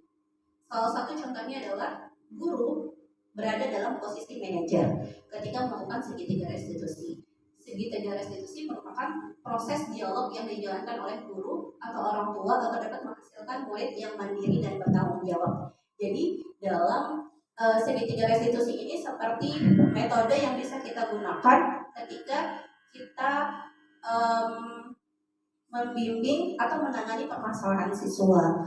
Kita bisa menggunakan cara segitiga restitusi. Bagaimana caranya? Nah, segitiga restitusi namanya juga segitiga, berarti bentuknya segitiga ya. Apa yang pertama kali kita lakukan? Yang pertama adalah menstabilkan identitas. Kemudian setelah menstabilkan identitas ada validasi tindakan yang salah. Yang terakhir adalah menanyakan keyakinan. Coba kita lihat contohnya.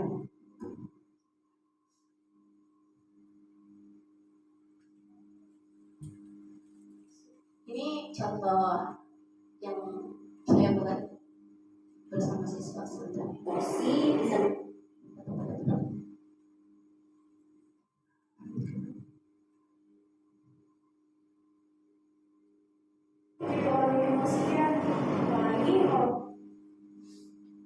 Jadi di tugas kami ya kita ada dapat tugas untuk mempraktikkan bagaimana segitiga restitusi itu. Ada 2 kasus. Yang akan saya lihat adalah kasus kedua. Kasusnya berdiskusi selama ulangan. Waalaikumsalam. Indonesia, ada yang bisa saya bantu? Saya lagi tinggal di kelas Bu, karena saya ketemu nyontek.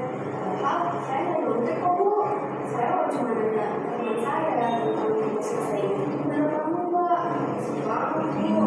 Kamu tahu musik kemana? Aisyah pasti kesel ya, karena jadi mencontek padahal menghitung sendiri. Tapi sayangnya diskusi yang kedua waktu ulangan tanya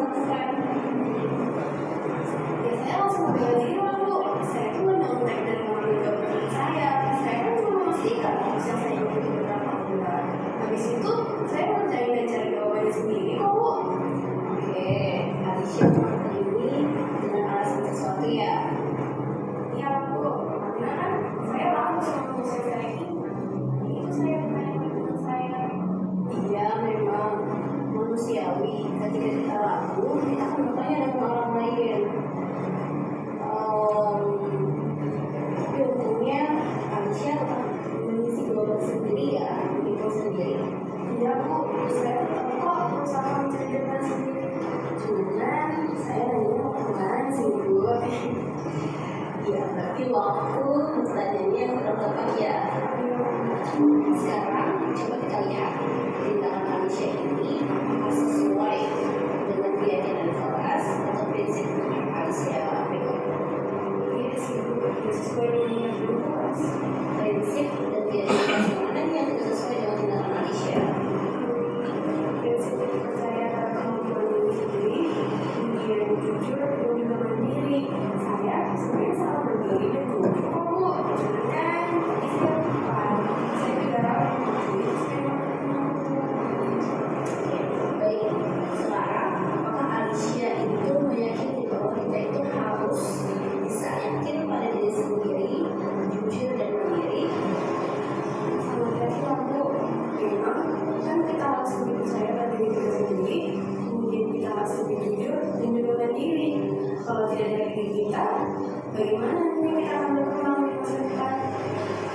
Nah, sekarang ketika kita mau meneliti kembali nih permasalahan ini, apa keyakinan yang bisa kita bangun dan kita kuatkan ketika kita berada keraguan akan sesuatu yang tidak usaha. Saya bisa menemukan diri itu dengan Jadi di sini solusi itu dari siswa yang akan mencapai solusi. Kita hanya membimbing agar dia mencapai kesadaran diri tersebut. kemudian kalau misalnya saya ragu, saya harus ingat Bu, saya punya Allah sebagai tempat yang menurut saya. Saya melakukan istighfar dan berdoa selama proses ujian. Kemudian aku juga ingat Bu sama proses saya lakukan.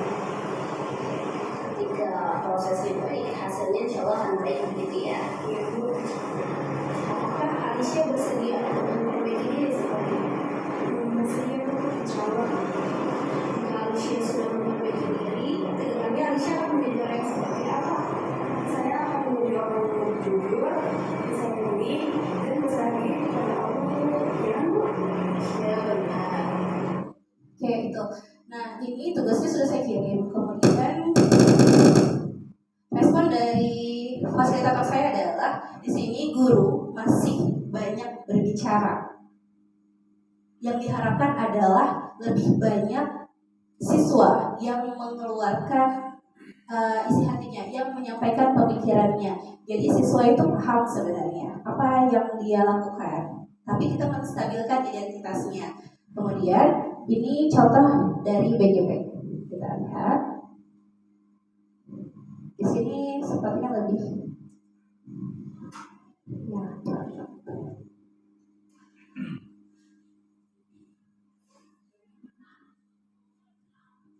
Siang Sarah, Siapa? sudah lama gak ketemu Sarah. Kenapa hari ini ada di sini? Kesel Pak, kesel banget. Masa aku dikatain tukang fitnah Pak? Ya aku marah lah. Aku balik ngatain Eka di depan kelas. Kesel banget. Oh begitu. Ya pasti kamu marah dan kesal.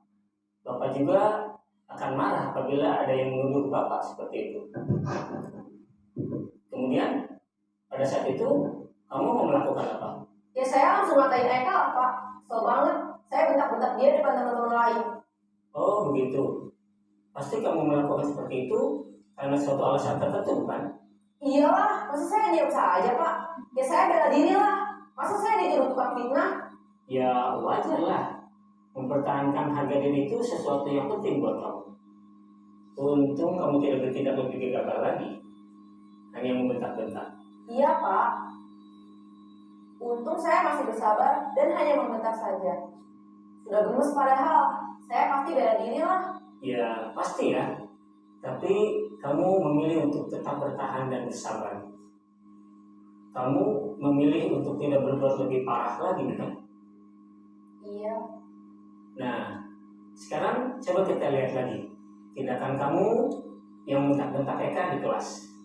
Tindakan kamu itu kira-kira sesuai dengan keyakinan kelas atau prinsip kamu tidak?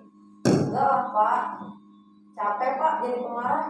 Jadi keyakinan atau prinsip mana yang kurang sesuai dengan keinginan kamu? Ya, saya sebenarnya sangat menghargai orang lain. Mungkin saat itu saya menjadi emosi, jadi tidak menunjukkan sikap itu. Kamu meyakini tidak? Menghargai orang lain itu penting buat kamu. Yakinlah Pak. Iya, setuju. Kita harus saling menghargai. Namun, ada juga keyakinan yang kita sepakati yang perlu kita jalankan apabila kita sedang marah, bukan? Ya, saya bisa lebih proaktif, mulai dengan diri sendiri. Saya bisa jadi lebih bersabar, mengambil waktu jeda untuk berpikir mau apa selanjutnya. Kira-kira kamu bersedia memperbaiki masalah ini tidak? Bersedia Pak. Kalau kamu memperbaiki masalah ini, kamu akan menjadi orang seperti apa? Saya akan menjadi orang yang bertanggung jawab kali ya Pak. Dan senantiasa proaktif. Iya, menurut kamu bagaimana rasanya menjadi orang seperti itu? Ya nyaman lah, bangga bisa bersabar dan menahan diri. Baiklah kalau begitu. Yuk kita pikirkan bagaimana memperbaiki masalah ini. Oke, itu tadi contoh dari bagaimana penerapan segitiga restitusi. Kemudian kita lanjutkan.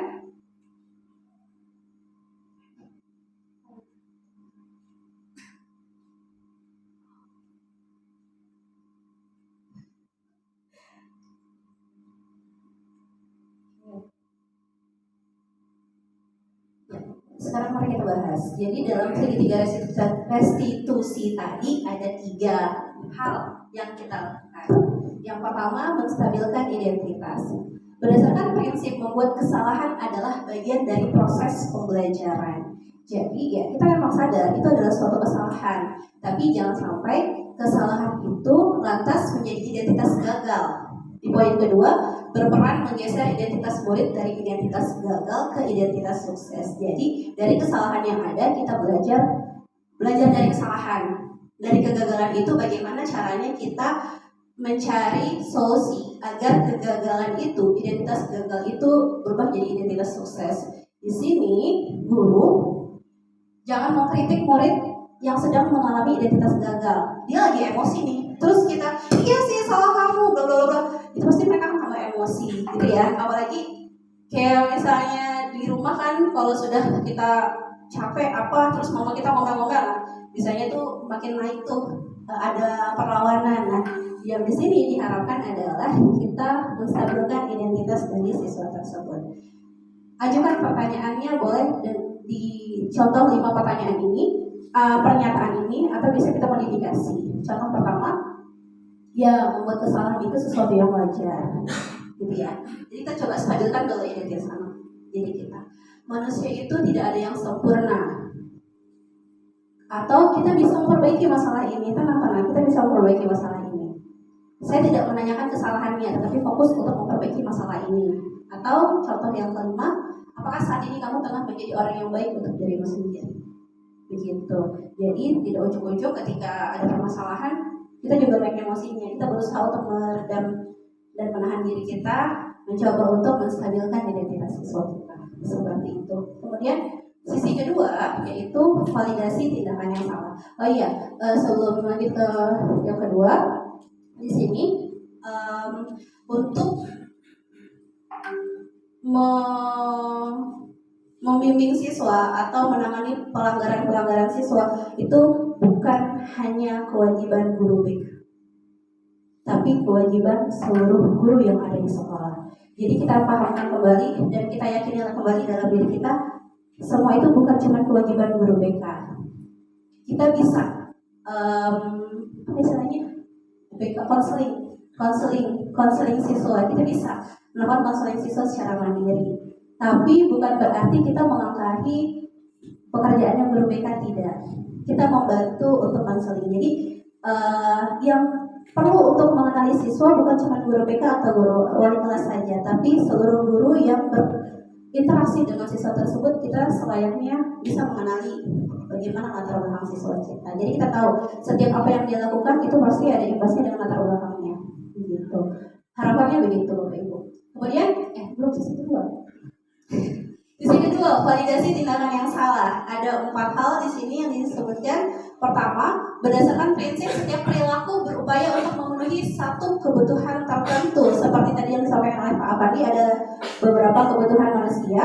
Jadi, apa yang dilakukan oleh siswa kita itu pasti adalah upaya untuk memenuhi kebutuhannya. Misal, seperti siswa kita yang berdiam diri di dalam kelas, tidak kontribusi di kelas secara aktif, nggak ikut partisipasi dalam pembelajaran, jarang masuk kelas, bisa jadi karena ada satu kebutuhan dasarnya yang tidak terpenuhi, misal kasih sayang atau perhatian, seperti itu.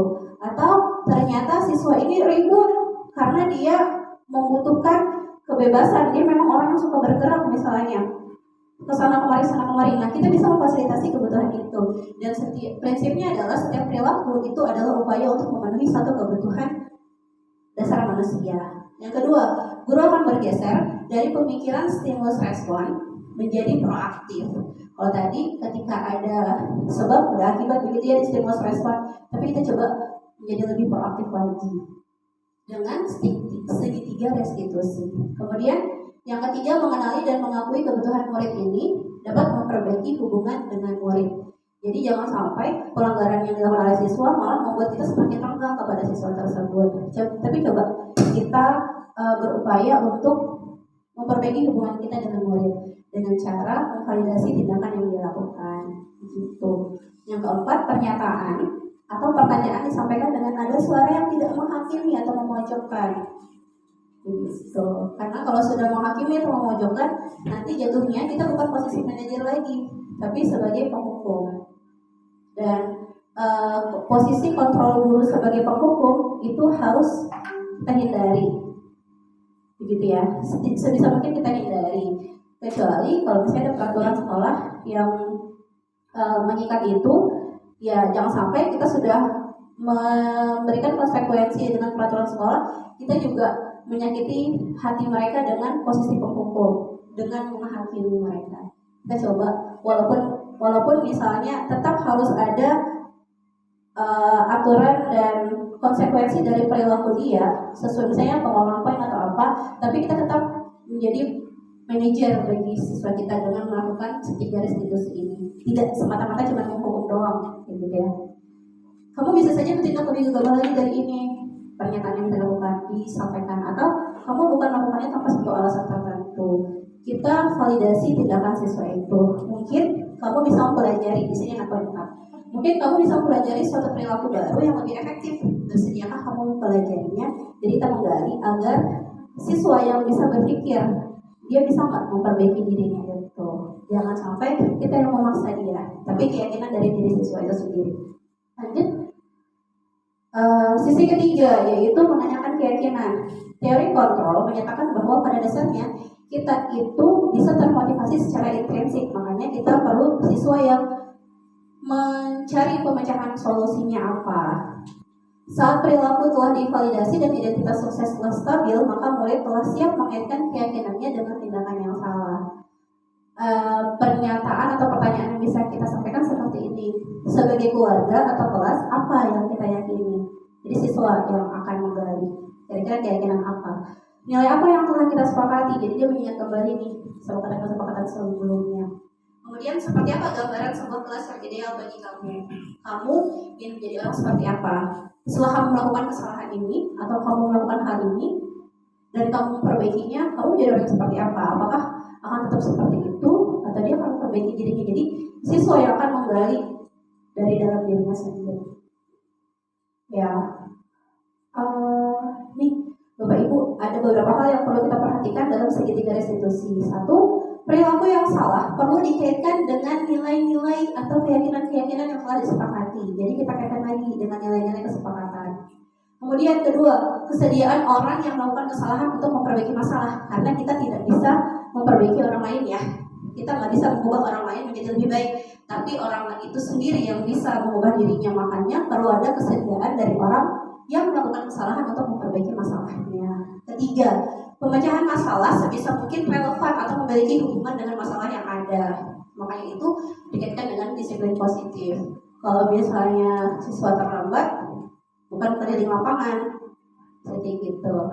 Jadi apa kira-kira yang bisa memecahkan masalahnya? Kita bisa diskusikan nih dengan siswanya agar dia nanti tidak mengulangi kesalahan yang sama. Yang keempat, perlu adanya suatu usaha perbaikan dari pihak yang berbuat kesalahan. Jadi memang perbaikan itu bukan dari sisi guru, tapi perbaikan dari sisi siswa. Nah, apa yang diperbaiki guru? Cara kita untuk memvalidasi siswa, cara kita untuk apa sih namanya, mengatasi masalah siswa itu. Cara kita untuk membimbing dia bagaimana. Yang memperbaiki diri ya dirinya sendiri. Yang terakhir adalah perlu disediakan waktu dari pihak yang berbuat kesalahan. Tanyakan kapan akan mulai diberlakukan usaha untuk memperbaiki masalah. Tanyakan komitmen dia.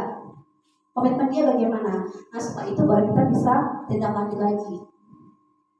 Kita bisa mengevaluasi lagi ketika sudah beberapa waktu, kita bisa tanyakan lagi bagaimana. Nah ini adalah testimoni dari siswa kita.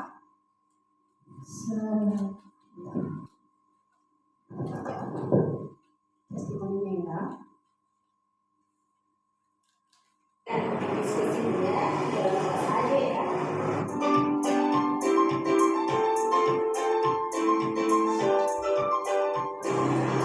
Assalamualaikum warahmatullahi wabarakatuh. Saya Raja Putri dari SMA Negeri Samudera. Setelah kami menerapkan budaya positif di sekolah, menurut saya tindakan guru dalam melakukan penanganan permasalahan siswa di sekolah sangat baik dan juga sangat nyaman, karena guru memihak murid tersebut tanpa ada penghakiman atau kekerasan.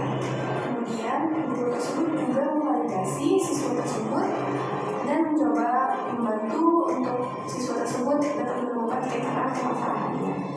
Harapan saya adalah semoga seluruh guru-guru di sekolah SMA Negeri Samudera dapat menerapkan budaya positif ini. Sekian dari saya. Wassalamualaikum warahmatullahi wabarakatuh. Itu harapannya ya. Jadi memang setelah saya praktik untuk penerapan segitiga institusi bersama 2 orang siswa saya ini, sebelum dia rekaman saya tanya, kira-kira gimana kalau misalnya guru memvalidasi tindakan kalian dengan cara seperti itu. Dia memang bilang, ya Bu, lebih nyaman ya Bu, jadi kita nggak merasa dihakimin, kita tahu kita harus bagaimana memperbaiki diri. Jadi tanpa ada gontok-gontokan dengan guru misalnya gitu ya. Nah, Bapak Ibu, penerapan segitiga institusi kita memposisikan diri kita sebagai manajer sesuai dengan langkah-langkah yang tadi. Kemudian bagi murid, harapannya setelah segitiga restitusi ini dilakukan, motivasi intrinsiknya dapat terbangun. Kemudian nilai-nilai keyakinannya dapat tumbuh dan berkembang menjadi kebiasaan yang positif. Setelah itu, karakter murid dapat terbentuk. Murid dapat lebih percaya diri, bertanggung jawab, dan mandiri. Harapannya seperti itu. Baik, sudah. Oke. Terima kasih Bapak Ibu. Sekian yang bisa saya sampaikan. Salam guru bergerak, tergerak, bergerak, menggerakkan. Boleh kita itu kali ya. Assalamualaikum warahmatullahi wabarakatuh. Waalaikumsalam.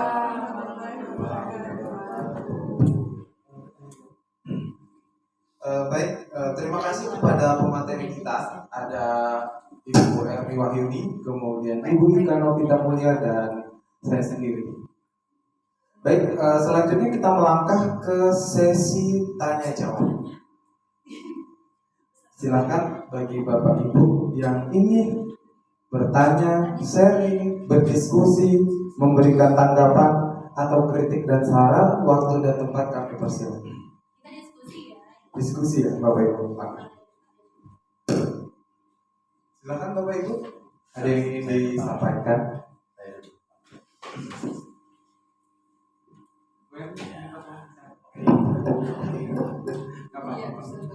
Bisa biar masuk suaranya di record.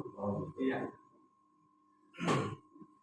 Ya, terima kasih kepada Bapak Ibu calon guru bergerak yang telah menyajikan materinya. Kalau saya menyimak dari awal sampai akhir dari ketiga pemateri, apa yang disampaikan tadi sebenarnya semuanya bagus. Artinya ya, ini kemajuan pendidikan di sekolah secara umum, khususnya kepada siswa-siswi kita. Tapi sedikit saja saya menambahkan dari apa yang telah disampaikan oleh ketiga pemateri. Artinya seperti apa yang disampaikan oleh Bapak Kepala Sekolah tadi, bahwa bahwa sekolah kita ini satu-satunya di Kabupaten Berau merupakan sekolah penggerak atau SMA penggerak. Ini juga sebenarnya kita patut berbangga diri, ya kan? Sementara sekolah lain belum ada yang berstatuskan sekolah penggerak. Nah, artinya kalau saya pribadi selama ini menyikapi ya atau menerjemahkan yang namanya sekolah penggerak itu, artinya sekolah itu ya bukan sekolahnya secara fisik saja, artinya seluruh komponen yang ada di sekolah itu orangnya proaktif. Nah, itu menurut pemahaman saya. Ya kan? Kalau orang di dalamnya itu tidak proaktif, ya pasif, nah ini tidak pantas, tidak cocok dikatakan sekolah penggerak.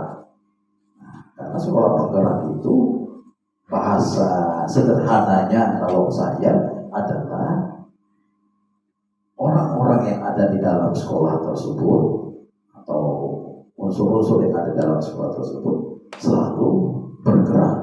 Nah itu aktif, dalam hal ini bergerak kepada hal-hal yang positif. Nah itu. Terus yang kedua yang perlu saya tambahkan, ini juga artinya membawa dampak bagi kita di SMA Negeri 1 Berau.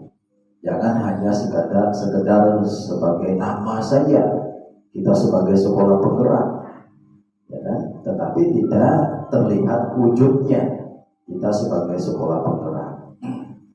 Nah, terkait dengan budaya budaya positif, ya. Sebenarnya kalau saya menyimpulkan dari ketiga pemateri, saya berkesimpulan bahwa kita mengharapkan siswa itu sebenarnya sadar. Nah, itu dia intinya. Sebenarnya ini sudah lama, bukan hal yang baru. Cuma upaya-upaya semacam ini belum terlaksana sampai dengan hari ini. Coba Bapak Ibu bayangkan, kalau seandainya siswa kita itu sadar, kita guru gak repot loh. Tinggal ngajar aja. Iya kan? Nah, yang bikin kita repot itu kadang-kadang terganggu kita mengajar, siswa kita kurang sadar, bahkan tidak sadar. Nah, ini yang jadi masalah kan gitu kan? Intinya di sini sebenarnya, ya. Kita bagaimana sebagai seorang guru itu membuat siswa kita itu sadar dalam segala hal. Contoh satu, nah ini kejadian kemarin ketika saya mengawas di lantai 2 sana. Sampah berserakan di depan ruang kelas. Saya sengaja tidak menyuruh siswa untuk membuang. Saya mau melihat kepedulian mereka. Satu pun siswa kita tidak ada yang peduli. Padahal nyata-nyata itu sampah mereka lihat. Nah berarti kan mereka tidak sadar ini. Tidak sadar mereka bahwa betapa pentingnya sekolah itu bersih, betapa pentingnya sekolah itu indah, betapa pentingnya sekolah itu sehat. Berarti tidak sadar mereka. Tapi sebaliknya, kalau mereka melihat begitu ada sampah, mereka ambil tanpa disuruh. Sekalipun ada gurunya di situ, tapi mereka ambil, dia masukkan di tong sampah. Nah ini yang sebenarnya yang menjadi tujuan kita. Nah sekarang bagaimana caranya kita sebagai guru, cara kita sebagai guru membuat siswa kita ini sadar. Nah, apakah bisa serta-merta langsung mereka sadar? Mustahil. Itu sesuatu yang mustahil tanpa kita sebagai seorang guru. Nah, kalau menurut pendapat saya, sudut pandang saya, untuk membuat siswa kita sadar ini, kita gurulah yang guru harus memberikan contoh budaya positif. Itu kata kuncinya. Kalau kita sendiri sebagai seorang pendidik, sebagai seorang guru, belum bisa memberikan contoh budaya positif, tidak akan terwujud apa yang kita harapkan agar siswa itu sadar. Sadar belajar, sadar budaya bersih, sadar tidak melanggar tata tertib atau aturan sekolah, tidak akan bisa terwujud. Contoh, mohon maaf, ini mengarah kepada perbaikan kita, introspeksi diri, mohon maaf. Contoh, kita sering tanpa sadar apabila diambil karakter bahwa di upacara hari Senin kita menyampaikan tentang disiplin. Siswa tidak boleh terlambat dan lain sebagainya. Tapi kita sebagai pendidik, sebagai guru sering terlambat. Apakah itu Bapak Ibu siswa tidak menilai? Menilai mereka. Saya nangkap. Nah, jadi apa yang kita anjurkan kepada mereka itu seperti angin lalu saja, tidak akan direspon. Malah dalam hati mereka tertawa. Kami disuruh disiplin, disuruh tepat waktu hadir. Tapi ada Bapak Ibu gurunya yang datangnya terlambat. Nah ini masalah. Nah oleh karena itu saya kembali kepada apa yang disampaikan oleh Bapak Kepala Sekolah tadi. Dengan materi ini kita harus punya komitmen sebagai guru SMA Negeri 1 Berau, bahwa kalau kita ingin betul-betul menjadi sekolah penggerak yang ingin sekolah kita sebagai sekolah penggerak, siswanya sadar, sepenuhnya sadar dalam segala hal, kita dulu harus berbuat. Nah ini, jadi kita memang harus berkorban Bapak Ibu.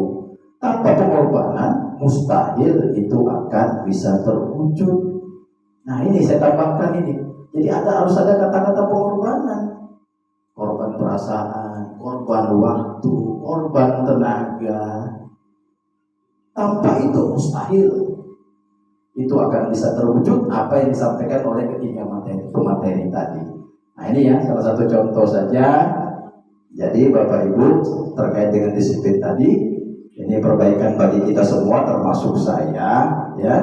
Artinya kalau kita ingin siswa kita disiplin, tidak ada yang terlambat. Salah satu contoh, kita dulu memberi warna kepada mereka. Jangan kita mengharapkan muncul warna itu sendirinya dari mereka, mustahil itu. Mustahil kesadaran itu akan spontanitas akan muncul dari yang seperti dikatakan Bu Aru tadi, intrinsik ya. Memang itu ada, tapi harus ada pemicunya, harus ada pelejutnya. Nah, kalau tanpa itu mustahil akan bisa terwujud. Nah ini kadang-kadang yang masih menjadi masalah kepada di sekolah kita. Nah mudah-mudahan dengan secara bertahap ya, teman-teman guru ini nanti jadi guru penggerak semua, sudah sekolahnya sekolah penggerak, gurunya nanti berangsur-angsur bertambah menjadi guru penggerak, sekolah kita akan bisa mewujudkan apa yang tadi telah dipaparkan di depan dari ketiga materi. Kesimpulan terakhir, guru adalah teladan. Guru adalah teladan. Makanya guru itu Bapak Ibu berat loh. Saya paling jengkel, paling marah kalau sudah ada orang menyepelekan guru. Bukan karena saya guru, tidak. Beda dengan pegawai negeri yang lain di kantoran, tidak sama. Karena pegawai negeri yang lain itu tidak membentuk karakter. Dia hanya bekerja administrasi. Kita ini administrasi, ia juga membentuk karakter manusianya, ia juga mencerdaskan manusianya, ia juga berat. Tapi terus terang kita masih kurang diperhatikan. Nah ini dia. Jadi sekali lagi guru adalah teladan. Kalau ingin berhasil kita harus bisa menjadi teladan bagi anak didik kita. Demikian, sekian. Assalamualaikum warahmatullahi wabarakatuh. Baik, ada tambahan lagi dari Ibu Dewi, silakan. Terima kasih atas kesempatan waktunya. Sebelumnya saya mengucapkan terima kasih sekali lagi ya sama teman-teman Bapak Ibu guru penggerak bertiga yang sudah memberikan ilmunya pada kami, menularkan ilmunya, dan itu menambah wawasan bagi kami. Baiklah, kalau menurut versi saya apa yang disampaikan Pak Kipli itu tadi sudah bagus. Kalau saya lihat dari kesimpulannya itu adalah dari unsur eksternal, contoh-contoh beliaunya tadi. Jadi kita sebagai guru memberikan suri tauladan, memberikan contoh yang baik. Nah seperti itu. Kalau dari versi saya sendiri itu seperti yang disampaikan Cik Ermi tadi ya, Bu Ermi, itu juga harus ada unsur internalnya. Jadi kalau eksternal, contohnya begini, seperti apel karakter. Apel karakter itu, biarpun kita sudah menegur secara langsung, contohnya saya berbaris di sisi yang sebelah sini tuh, Dok, jangan bicara nak, dengarkan apa yang pembina sampaikan. Iya Bu, berhenti. Nah, tapi pada saat kita mundur sedikit saja, dia akan berbicara kembali lagi. Nah, berarti padahal itu pembina sudah ibaratkan bergantian memang kita sebagai guru, tetapi harusnya di dalam diri siswa itu kan apa yang disampaikan oleh pembina itu kan didengar, tetapi ternyata pada saat mereka mendapat teguran dia baru berhenti, dan itu bukan sesuatu hal yang hanya sekali dua kali, nah itu berulang-ulang. Berarti menurut versi saya, selain dari unsur eksplisit itu malah sangat dominan sekali, itu harus ada unsur ininya, apa intrinsik atau internalnya. Jadi kalau sudah ada kemauan di dalam diri kita, kemauan untuk berubah menjadi lebih baik, seperti contoh yang tadi menggenggam apa motivasinya, kemudian yang disampaikan Pak Pandi ketika yang berkesinambungan dari awal sampai akhir ilmu yang diberikan itu, dan itu adalah nyata adanya. Sementara sebelum dikasih contoh seperti tadi, ilmu yang tadi, kita menganggap hal yang biasa-biasa aja. Contohnya tidak usah jauh-jauh, yang seperti menggenggam itu. Yang ada di otak saya tadi, apa yang hubungannya? Nah, begitu dipraktekkan, dijelaskan begini-begini, oh iya. Ternyata untuk menjelaskan sesuatu, untuk membuka pikiran kita, oh ternyata ini nah yang disampaikan seperti itu. Nah, jadi dalam hal ini berarti kalau kita memang sebagai guru, kalau ingin menggugah siswa selain menggunakan unsur ekstrinsi, kita bagaimana caranya menyadarkan dulu pribadi, unsur internal dari siswa itu sendiri.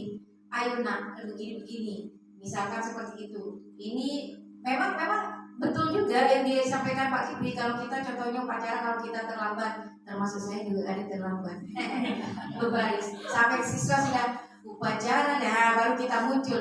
Nah seperti itu memang mungkin contoh yang sedikit kurang baik seperti itu. Nah kita memberikan contoh yang itu. Namun sebagai penyeimbang tadi saya memberikan contoh juga apel karakter, di mana apel karakter itu kita sudah memberikan contoh teladan yang baik, tetapi dari segi siswanya seperti itu. Berarti alangkah baiknya kita berkolaborasi dari unsur eksternal dan unsur internal, sehingga kedua-duanya dapat dan mempercepat apa yang menjadi motivasi kita sebagai pendidik. Mungkin itu tambahannya. Terima kasih. Baik, terima kasih kepada Bapak Kipli dan Ibu Dewi Gulsiah. Sekali lagi untuk tepuk tangannya. Luar biasa penguatan yang refleksi ya yang telah diberikan oleh rekan kita berdua ini adalah Pak Kipli dan Ibu Dewi. Ada tambahan dari closing statement? Oke, silakan. Terima kasih Bapak Ibu, dan alhamdulillah terima kasih Pak Kipli dan Ibu Dewi. Dari sini kita sama-sama sudah menyadari, dan semoga kita di sini juga sama-sama meyakini ya Bapak Ibu. Jadi memang unsur keteladanan awal itu dari diri kita sendiri sebagai guru yang dilihat oleh siswa. Kemudian kita bersama-sama berkolaborasi untuk perbaikan. Nah, semata-mata semua hal yang kita lakukan di sekolah ini itu berpusat dan berpihak kepada murid kita. Apa yang kita lakukan itu untuk murid kita, untuk kebaikan murid kita. Jadi mari kita bersama-sama bersinergi Bapak Ibu untuk kembali menyadarkan dan membimbing siswa kita agar motivasi intrinsiknya dapat terbangun dan kuat. dengan cara menginspirasi dan motivasi eksternal yang kuat begitu ya. Bismillah, semoga Allah mudahkan segala upaya kita. Amin. Terima kasih. Sekian dari saya kembalikan ke Pak Afandi. Silakan. Baik, terima kasih kepada Ibu Ika untuk closing statementnya. Ya, demikianlah ya sudah berakhir acara kita seminar aksi nyata modul 1.4 budaya positif. Sebelumnya Bapak Ibu, kami punya moto di guru penggerak. Ya, guru penggerak. Kalau saya katakan guru penggerak, tergerak, bergerak, dan menggerakkan. Boleh? Tergerak, bergerak, dan menggerakkan. Bisa kita coba? Guru penggerak, tergerak, bergerak, dan menggerakkan. Oke, terima kasih. Kurang lebihnya kami mohon maaf dan kami akhiri. Wassalamualaikum warahmatullahi wabarakatuh dan selamat pagi.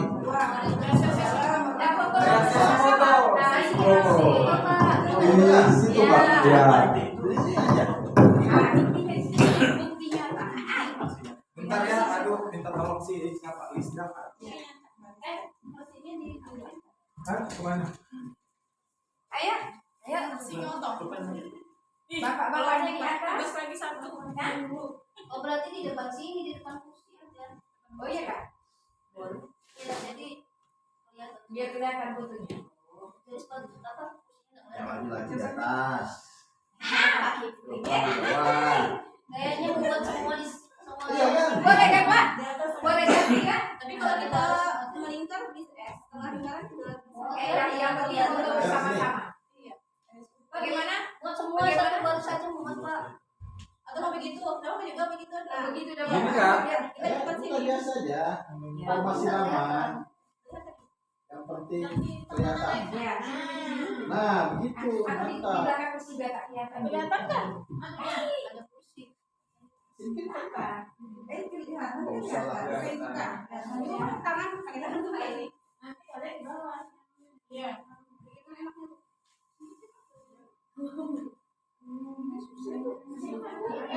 Sama-sama dia berdiri. Wah, nanti dikirain dirimu cover. Ini kan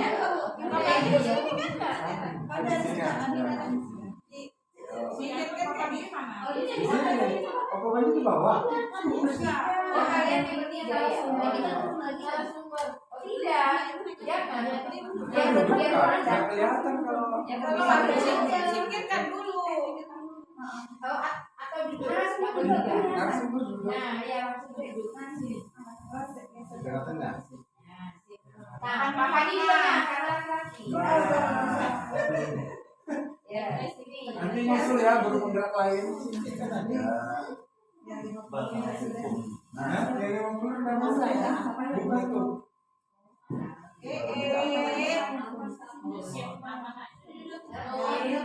Ya, oke, sudah. Ternyata dah. Pakai apa-apa dong?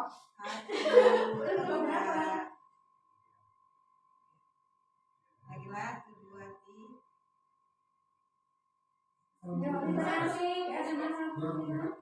SMA satu udah. Semangat dulu. Tangan di depan nggak? Iya. Oke. Salah satu.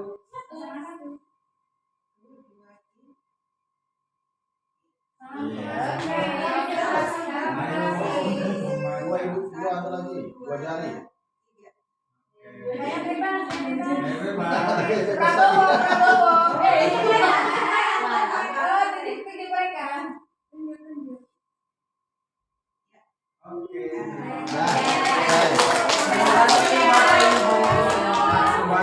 Selanjutnya lagi. Minta di 14 lagi. Video lagi. Selanjutnya ada lagi di tanggal 14. Nantikan undangan kami. Ya. 14 lagi. Kotakannya bisa Padang Bisa jadi. bagus ya boleh.